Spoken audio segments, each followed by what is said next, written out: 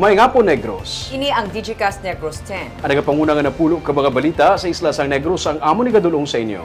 Update niyo kami via Facebook, YouTube, kag sa KK Channel 11. Kag subong bataan kami sa FM station nga 91.1 FMR Bacolod. Kag yari na ang top 10 nga mga balita sa Negros subong nga adlaw. Masobra sa 1,000 ka mga traditional jeepney kabigo nga kolorong pagkatapos ang Mayo 15. Isa patay, 3 pilason sa sulod sa 7 ka oras sa ginakayo nga dalan sa barangay Mansilingan. Pahinante patay, 3 pilason sa matumbang isa ka truck sa Baguio City. Disenyo sa bago nga Burgos Public Market ginigwat santo sa luyag sa mga vendors. Kag sa good vibes, grape picking sa tripping ni Ruming.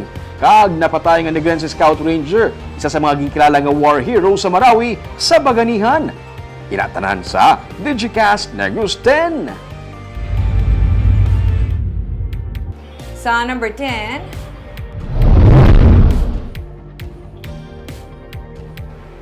easterly sa gihapon ang nag-aapekto sa Pilipinas. May ITCZ naman sa Guasang Par.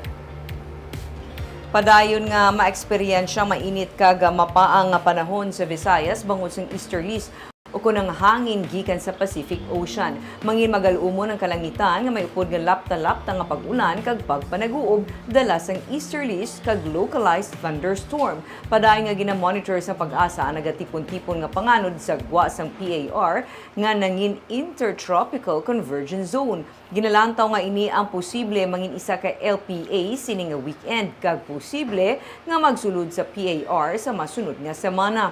Sa subong wala pa ini sang direkta nga epekto sa lakat sang panahon sa Pilipinas.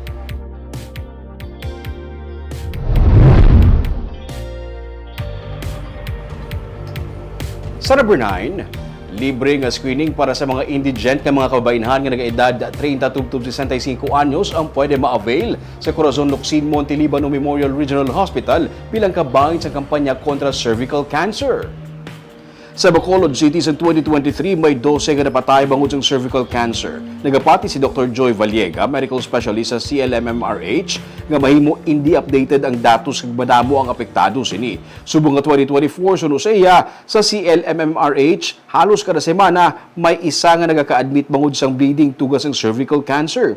Sa datos ng World Health Organization, ang cervical cancer ang ikaapat sa most common cancer sa mga kababayenhan. Sa Pilipinas, ikaduha ini sa leading cancer sa mga babayi. Tuga ini sang human papilloma virus nga matransmit paagi sa pagpakigihilawas. Wala ini sang simptoma kag sa masami madetect na lamang kunyara na sa advanced stage. Rason nga ginahaylo ang mga kababayenhan nga magpa-screen ayhan paagi sa pap smear kun visual inspection gamit ang acetic acid o kun HPV DNA. Sa ini nga pamaagi, malikawan ang cervical cancer kung sa mas temprano pa nga madetect. Suno sa kay Dr. Amy Marie Gayumali, Medical Officer 4 sa DOH Western Visayas, sa Negros Occidental, target ka ma-screen ang hindi magdubo sa 23,457 ka mga kababayenhan, kag 5,965 naman sa Bacolod. Pwede man makapate sa mga rural health centers gamit ang PhilHealth o kung sa mga ospital nga may nagakaigo nga fees. Malikawan man ang cervical cancer paagi sa pagpabakuna. We are offering pap smear and also visual inspection with acetic acid. So, pwede gini ma-avail sa aton nga mga indigent patients actually for free. No? So, wala sila kinanglan ipagawa ang kwarta. So, this is part of our contribution to decrease ang load sa cervical cancer sa aton country. I hope na we don't keep this information that we gain today to ourselves. We need to share it to everyone we know. Dili lang puro helpful ang pagiging marites. I-marites na sa tanan kung anong napatiata today, that it is preventable. There's a screening test and there's even a vaccine to help prevent developing cervical cancer. So this is a good venue to make the general public of Bacolod City aware that yes, we have these services available. We have screening services available. And you can avail of them. For now, we have a regular schedule sa City Health Office every Friday sa Laying In. And we will probably expand that because of this call for an intensive screening for these next few months.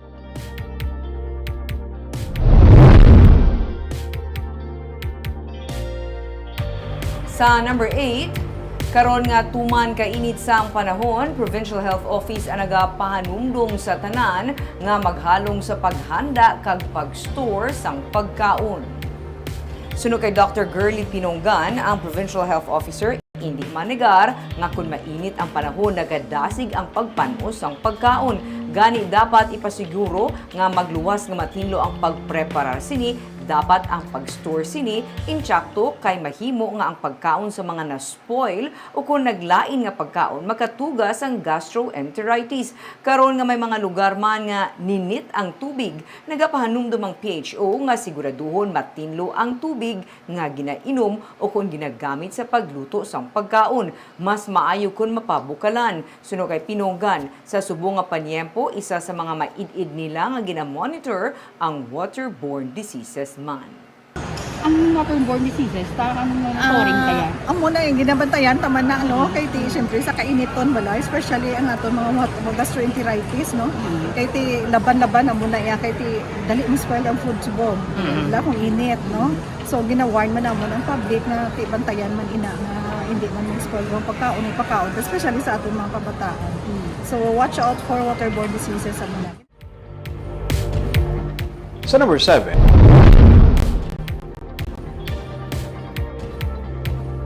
pahinante patay 3 pilason sa matumbang sa katrak sa Baguio City. Patay ang pahinante samtang 3 ang pilason matapos matumbang isa katrak sa Purok Cherry Blossom, Barangay Kalumangan, Baguio City, Huwebes ang kaagahon. Ang napatay, ginkilala kay Richinold Palmares, samtang pilason ang 3 niya ka mga kaupdanan. Ang driver sa truck ginkilala kay Regime Sampani. Sunod sa kay Police Staff Sergeant Ronald Javier, ang traffic investigators ng Baguio City PNP, gikan sa probinsya sa Negros Oriental kag magapadulong sa Bacolod ang truck. Paglabot nila sa lugar sa insidente, naglupok ang pangulihing nga goma sa truck. Dugang pa ni Javier, nadulaan sa balanse ang truck kag iniyang natumba, kabangdanan nga naipit si Palmares nga nagresulta sa iya kamatayon.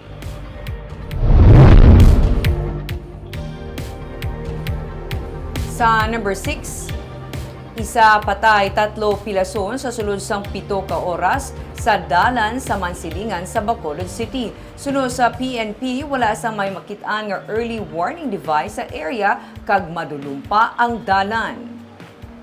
Sabado sang gabi tubtub Domingo sang kaagahon sunod-sunod ang mga insidente sang pagkabunggo kag pagkahulog sa mga motorsiklo sa ginbungkal nga dalan sa may Hacienda Guanzon, Barangay Mansilingan sa Bacolod City. Sa record sang Police Station 7, 7 ka mga insidente sang pagkahulog kag pagkatumba sa ginakaayo nga dalan ang natabo sa sulod sang 7 ka oras.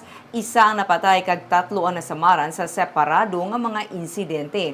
Ang napatay ginkilala kay Mark Anthony Arnaiz. Sunod sa PNP, sa natabo ang insidente, bangod madulom ang dalan kag wala pa sang early warning device. Pero matapos ang sunod-sunod nga mga insidente, nagbutang na sang blinker ang contractor sa ginakaayo nga dalan. Ipatawag sang DPWH ang contractor para mausisa ang alegasyon nga wala sila sang early warning device kag kung ano ang mahatag nga bulig sa pamilya sa napatay nga biktima.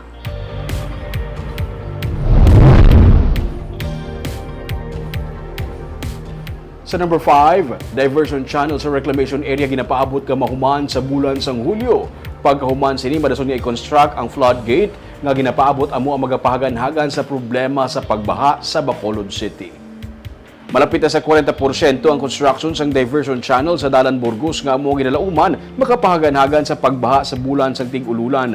Ginsiling ni DPWH Assistant District Engineer Leia Hamero, madason nga iga-connect sa diversion channel ang mga drainage system sa tion nga mahuman ang first phase sang infrastructure project sa Hulyo. Ang DPWH amo man ang magapatuman sa nahauna nga floodgate project nga magaangot sa diversion channel. Samtang sa madason nga binulan, suguran sang City Engineers Office kag DRRMO ang dredging operation sa Maupay kag Mambulo Creek sa reclamation area. Kabahin ini sa mga tikang sa syudad agud mapahagan-hagan o kung mahandaan ang epekto sang La Nina phenomenon sa madason nga binulan. So July gina-expect na matapos ang first phase. Original planta pero may ara na suspension dira.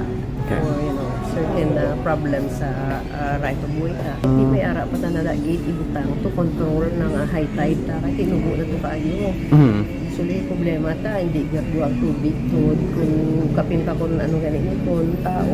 Ang drainage i-improve tada ang sa palangka kay usually ang mag-ulan ang runoff dako, so kulang man lang actually drain. So ang drainage sa kun mapadakuan ta kag ma-divert to siya sa maupay kag sa diversion channel, probably ma-relieve na ang area.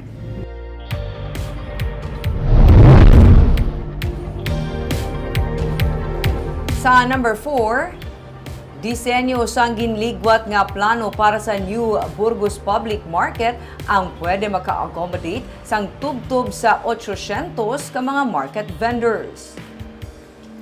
Halin sa 525 million pesos nga budget proposal, ginpanubo sa masobra 400 million pesos ang pondo nga ginaplano gamiton para sa construction sa New Burgos Public Market sa Bacolod. Magapabilin ang pagbutang sang jeepney terminal sa sulod sa merkado nga ginapaabot mangin fully air-conditioned, solar-powered kag mas attractive kung tulokon kasubong sa mga disenyo sa mga dalago nga mall sa syudad. Ginsilay ni Councilor Celia Flor, ang pamuno sa Committee on Markets and Slaughterhouse, ang plano ang para sa pasilidad ang nagasanto sa hinyo sa mga market vendors. Ang City Engineer's Office ang magatukod anay sang temporary nga market facility sa kilid sang Hilado kag Ramos Street antes suguran ang construction sang bag-o nga merkado. Sini nga tuig, ginapaabot nga suguran ang pagtukod sang infrastructure project nga nalakip sa mga prioridad sang Benitez administration. Gusto naton i-rehab ang Burgos Market no o ipag-umundit si damo concerns ang aton nga mga vendors dito sa Burgos Market no. So ang ila concerns ginpasulat naton sila sa ila concerns kag part sa aton nga committee report no, committee hearing kag ginpamangkot naton ang sa city engineers anong mahimo nila sa sini nga concerns. Pwede pa pala ma-adjust ang design, pwede naton ma-plotting kung sila para nga ang reklamo nila nga disruption sa ilang mga baligya ma-lessen naton. Nga lain na dapat ang design, it will be responsive sa present situation kay nakita namon nga ang market subong cannot compete with the surroundings or the environment sang Galakat subong, but also we are not also gusto ko lang emphasize nga ang amon nga role is to give a design that could make them compete. Hindi pwede nga kami ang masolve sang like for example naputo sila or what.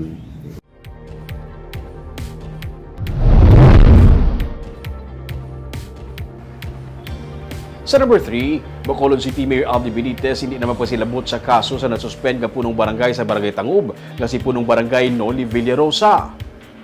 Daw kada tuig na lang may aras ang suspension order bato kay suspended barangay Tangub punong barangay Noli Villarosa. Gani bisan si Mayor Aldi Benitez ang nagalibog man ang ulo kun nga madamo sa ginatubang nga mga reklamo ang punong barangay. Sang gin-issue sang Office of the Ombudsman for the Visayas ang sadto ikaduha nga suspension order, naghatag pa sang bulig si Mayor Albi resulta nga na-reverse ang desisyon kag wala napatuman ang pag-suspend kay Villarosa. Pero karon nagapati ang alkalde nga hindi na kinahanglan pa sang bulig si Villarosa. Nagligad lang nga Martes ang ginserbisyo sang katapos ng Department of the Interior and Local Government ang 6 kabulan kag isa ka adlaw nga suspension bato kay Villarosa kag sa ani barangay secretary nga si Maria Teresa Dumadiego. Inimikang tanan sa kaso nga conduct and becoming of a public official kag grave misconduct nga gipasaka ni Kagawad Katrina Sonata. Ginalegar nga ginpa-delay sang barangay ang payroll agud nga manghulam sang kwarta ang mga barangay workers sa 11th partner ni Villarosa. Ini ang ginpanginwala naman sang punong barangay paagi sa nga abogado nga si Attorney Dindo Ramos. Siya ang natalana nga mag-apelar paagi sa motion for reconsideration nga i-file sa Office of the Ombudsman. Lain nga case. So lain man tong case tong ginatagan ta assistant and then lain naman ni siya siguro. Pinapadagi mo nga kaso. So diri nga case ni kamo magatag bullying. Why na assistance? Kay mo na academic ng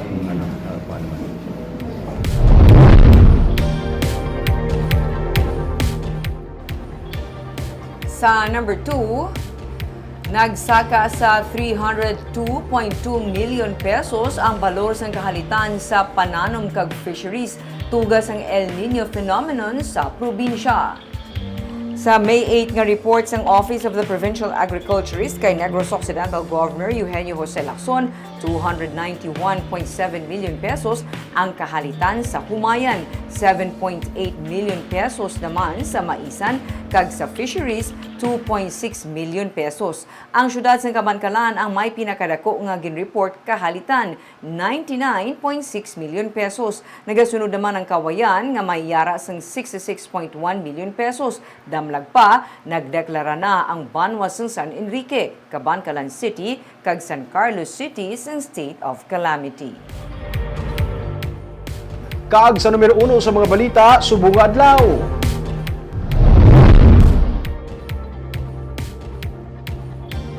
Sa Bacolod City, masobra sa 1,000 ka mga traditional jeepney nga kabigo na nga mga kolorom pagkatapos ang Mayo 15. May report si Nico Delfin. Antes ang ginhatag nga deadline sang Abril 30 para sa pag-consolidate sa mga prangkisa sang traditional jeepney na kahingagaw submit sang affidavit of conformity ang malapit 1,000 nga mga drivers ug operators nga nag-apply sa franchise consolidation sa Land Transportation Franchising and Regulatory Board. Kadaman sa ila, nagpasakop sa gintukod nga Asenso Transport Cooperative sa tuyo nga makapasakop sa Jeepney Modernization Program. Pero may masobra 1,000 nga traditional jeepney nga naisyuan sadto sa Extended Provisional Authority ang napaslawan mag-apply sa franchise consolidation. Ginsiling ni LTFRB 6 OIC Attorney Salvador Altura, sarang nga kabigon nga kolorum ang amo nga jeep makaligad sa ginatag extension sa Mayo 15. Importante nga naka-file sila by April 30. Yeah, sir. So, after April 30, we are no longer receiving new applications. Sir. So, ang naka-apply to yan, subject na sa evaluation. Kung may kakulangan, they will be required to comply. But if they fail to comply, then their application will be denied. By May 15, pila Sir Kabilog, di ang kolorum after May 15. Expect nyo? Hindi namin ma-determine. Kaya ang consolidation rate sa Bacolod is something like 50%. Okay. So kung ang pre-LPTRP is 2003 abi, 2003, so kung 50% sina, ang tunga sina amo ng hindi consolidated. May 239 ka mga traditional jeepney ang nahatagan sang QR-coded stickers. Ang gintagaan man sa LTFRB sang 27 months para ilisan sang modernized jeepney ang ilang mga ginabiyahe nga salakyan sa Bacolod. Kabahay na sila sa mga transport cooperative nga nagpaidalom sa consolidation. Kung 100% na sir, ang ma-consolidated yung mga vehicles, wala o na nag-ibig. Ang traditional, kay every time mag-deliver ka, you have to drop the corresponding number. Sa tanan nga may gusto nga mag-consolidate kag modernize, we will assist. Ang ako niya, until we get organized, kag ma-plaster sang insakto ang mga issues concerned regarding public transportation, I do not know if they can do that. Samtang nagahulat ang LTFRB Regional Office ang formal request halin sa Bacolod LGU, angot man sa ginihinyo ni Mayor Albi Benitez nga matagaan sang pahanugot ang malapit 2,000 ka mga traditional jeepney kag electric jeepney sa syudad nga makapadayon sa pagbiyahe. Ining samtang ginakulang pa ang mga modernized jeepney nga nagabiyahe sa syudad. Nico Delfin para sa DJ Cast Negros.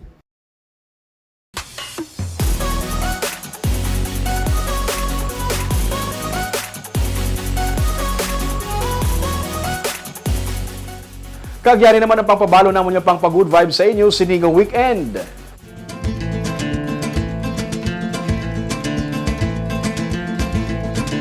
Lagaw to sa isa ka grape farm o vineyard, kag tilawanta ang na-produce nga mga grapes. Halin sa 4 ka mga puno karon, 200 na ka mga puno sang grapes ang makita sa sininga farm sa Moises Padilla. Lagawan tanibwas sa tripping ni Romeng.